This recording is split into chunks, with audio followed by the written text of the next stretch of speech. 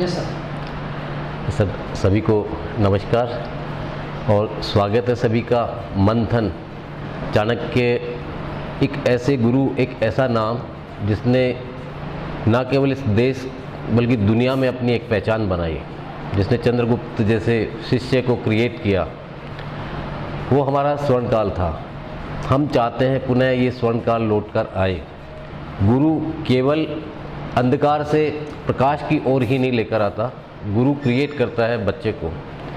हमारे महाविद्यालय और विद्यालय में यही संकल्प रहता है और यही प्रयास रहता है कि हर बच्चा ना केवल अपने जीवन में कामयाब डॉक्टर, इंजीनियर, वकील या बिजनेसमैन या किसी भी तरह की गवर्नमेंट जॉब में सफल हो, बल्कि वो एक सच्चा और अच्छा इंसान बने, इस देश का एक सच्चा नागरिक बने, इस देश को कंट्रीब्यूट कर सके, इस समाज के काम आ सके। उस तरह का परिप्रेक्ष्य उन्हें देना हमारा मकसद रहता है। यकीनन श्री करणी यूनिवर्स कॉलेज, जहाँ पर प्रोफेसर विजय सिंह राठौर के सधे हुए हाथों से, क्योंकि वेल एक्सपीरियंस्ड है, वेल नॉलेजेबल है और उन्होंने देश और विदेश में भी कई कंट्रीज़ के अंदर अपने उद्बोधन से लोगों को प्रेरित किया है। यहाँ बच्चों का बहुत अच्छा करियर क्रिएट हो रहा है। आज मंथन के लिए हमने बुलाया है सभी स्कूल टीचर्स, प्रिंसिपल्स और डायरेक्टर्स को, ताकि हम मिल बैठकर एक साथ, कहीं ना कहीं कोई कंपटीशन ना, देखिए हेल्दी कंपटीशन अच्छी चीज़ रहती है, लेकिन कहीं लोग कट थ्रोट कंपटीशन में चले जाते हैं, गला काट प्रतिस्पर्धा में चले जाते हैं और वो हेल्दी नहीं होता है। इसलिए हमारा प्रयास रहा कि हम सभी शैक्षणिक संस्थाओं के निदेशक महोदय को बुलाएं और उनके साथ में मिलकर विचार विमर्श करें कि कैसे हम आज की पीढ़ी को, आज के बच्चों को ज़्यादा प्रभावी इंसान बना सकते हैं, नागरिक बना सकते हैं, सफल और कामयाब व्यक्ति बना सकते हैं, ताकि वो परिवार के, समाज के और इस राष्ट्र के, इस मदर नेचर के, इस यूनिवर्स के काम आ सके। यही प्रयास रहता है। और मीडिया साथियों का बहुत बहुत आभार दिल से कि उन्होंने हमारा साथ दिया प्रेजेंस होकर।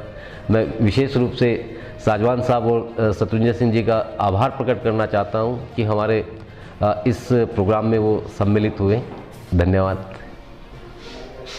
आज कंडक्ट किया गया आज श्री करणी यूनिवर्स महाविद्यालय मुंडियाराम सर जयपुर में हम लोग एक प्रिंसिपल्स टीचर्स गेट टुगेदर का आयोजन कर रहे हैं, जिसका नाम रखा है चाणक्य मंथन। और मंथन नाम इसलिए रखा गया है, जो नेशनल एजुकेशन पॉलिसी 2020 माननीय प्रधानमंत्री श्री नरेंद्र मोदी जी ने लागू की है, उस नेशनल एजुकेशन पॉलिसी को इम्प्लीमेंट करने के लिए जो डिफरेंट स्कूल्स हैं जयपुर के और राजस्थान के अलग अलग एरियाओं से, उन स्कूल्स के प्रिंसिपल और टीचर्स की क्या उस बारे में विचार है कि वो क्या समझते हैं कि वो पॉलिसी किस तरह से इम्प्लीमेंट करनी चाहिए, उसके ऊपर डिस्कशन होगा।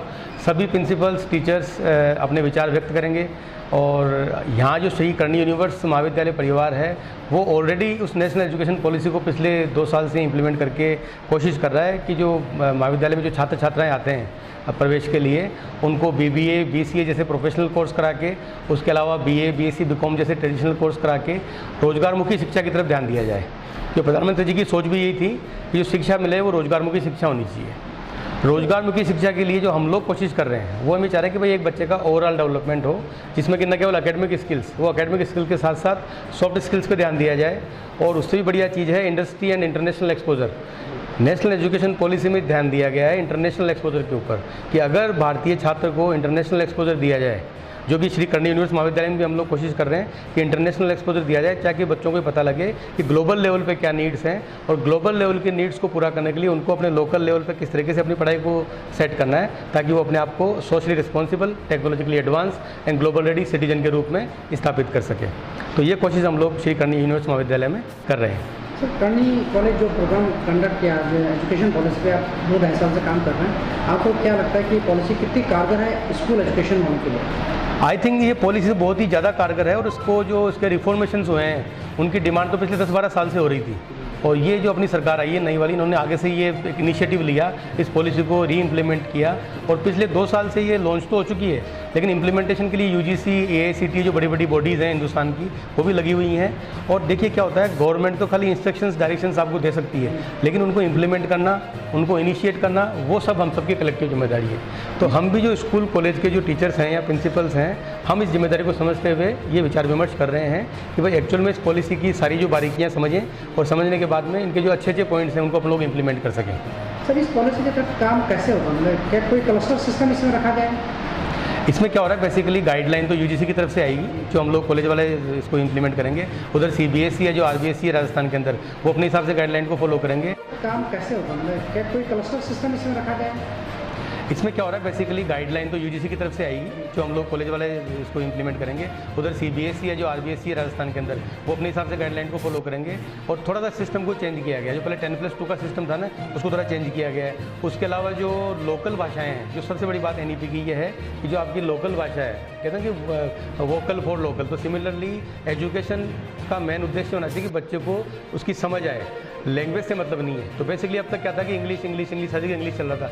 अब भारत सरकार ने बोला कि इंग्लिश नहीं, जो लोकल लैंग्वेजेस हैं, हिंदी वाला हिंदी में पढ़ाएगा, कन्नड़ वाला कन्नड़ में पढ़ाएगा, हरियाणा वाला हरियाणवी में पढ़ाएगा, तो लोकल लैंग्वेजेस को लेकर के बच्चों को पढ़ाया जाए।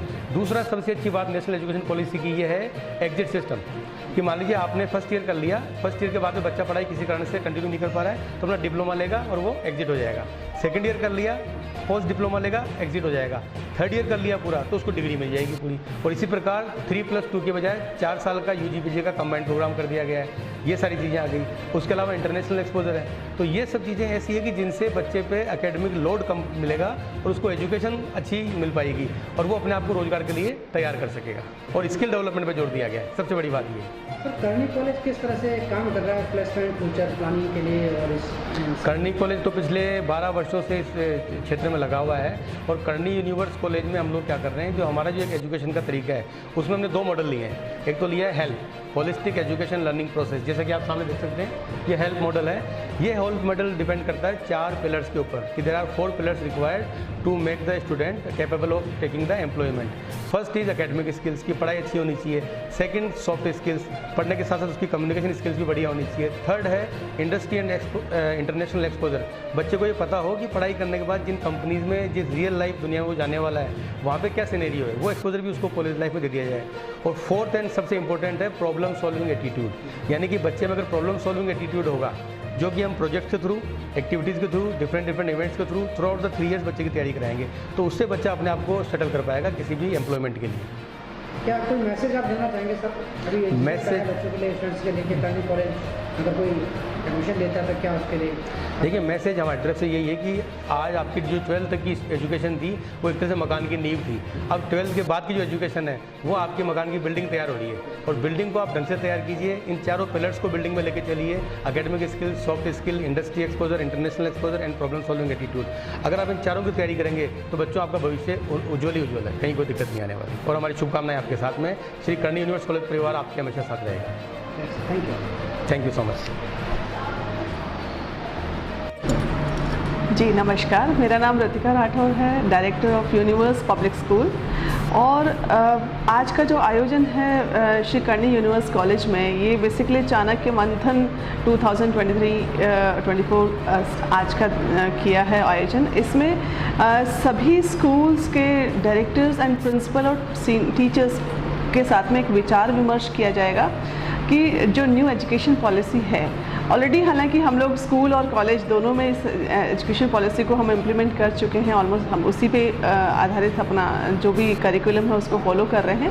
लेकिन फिर भी जंगल में मोर नाचा किसने देखा, हम ये मानते हैं कि सभी लोग बैठ कर के जब इस पर चिंतन और मंथन करेंगे तो निकल करके बहुत बड़ा एक आउटपुट मिलेगा। बिकॉज शिक्षा ही एक ऐसी चीज़ है जहाँ से बहुत बड़ा बदलाव संभव है, और जहाँ गुरु शिष्य परंपरा जो हमारे हिंदुस्तान का एक सबसे अहम हिस्सा हुआ करती थी, जहाँ पे चाणक्य जैसे गुरु होते थे और शिष्यों के द्वारा जो है इतना बड़ा बदलाव हम उस सर्वसार्थक एजुकेशन वो रही है, उसी पे बदलाव के साथ साथ धीरे धीरे शिक्षा में भी बहुत सारी मिलावट और बहुत सारी चीज़ें हुई, कुछ अच्छी हुई कुछ गलत हुई। आज इसी पे बैठ कर के चिंतन और मंथन किया जाएगा कि क्या हम और कुछ नए भारत के लिए नई सोच के साथ में क्या बदलाव ला सकते हैं।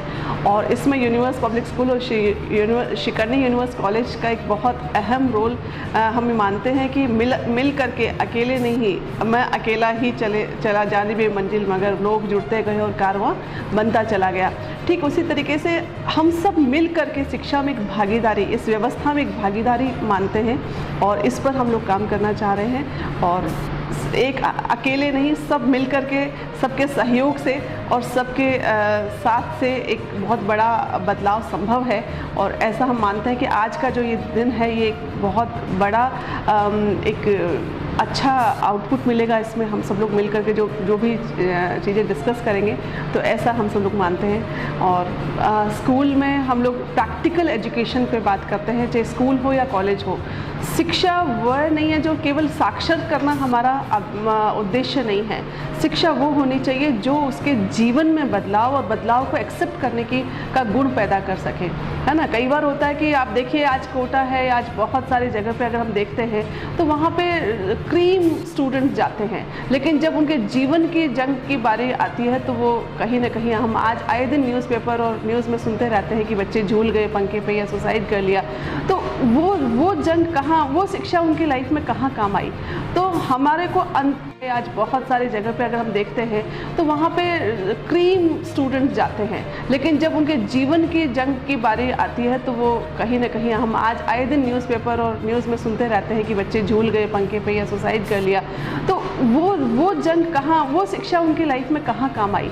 तो हमारे को आंतरिक और बाहरी दोनों संसार से बच्चे को ढंग से वो अपने जीवन के फैसले ले सके, और ऐसे ही अपने करियर ऑप्शंस में भी अपने करियर के अकॉर्डिंगली अपने फैसले ले सके, उतना सक्षम उस विद्यार्थी को हम बना सके। इस पर भी आज बहुत बड़ा चिंतन और मंथन किया जाएगा। अभी नया सेशन स्टार्ट होने वाला है जी, क्या कहेंगे आप? नया सेशन बड़े उत्साह से हम लोग सभी लोग मेरे ख्याल से शायद कोविड काल ने एक नया तरीका सिखाया, और उसके बाद में मेरे ख्याल से सभी शिक्षण संस्थाएं बहुत उत्साह से लगे हुए हैं। और उसी के साथ में न्यू शिक्षण जो एजुकेशन पॉलिसी है, इसके ऊपर भी बहुत सारे जो है प्रैक्टिकल सिचुएशन, क्लासरूम्स और ट्रेनिंग्स और सब पे काम कर रहे हैं। तो सभी लोग बहुत एक्साइटेड हैं, और उसी के साथ हम भी सब पूरे विद्यालय और महाविद्यालय परिवार सभी लोग बैठ के बहुत एक्साइटेड हैं कि इस पर हम लोग काम करेंगे और अच्छे से बिल्कुल एनर्जी के साथ में काम करेंगे। ठीक है, थैंक यू। Thank you.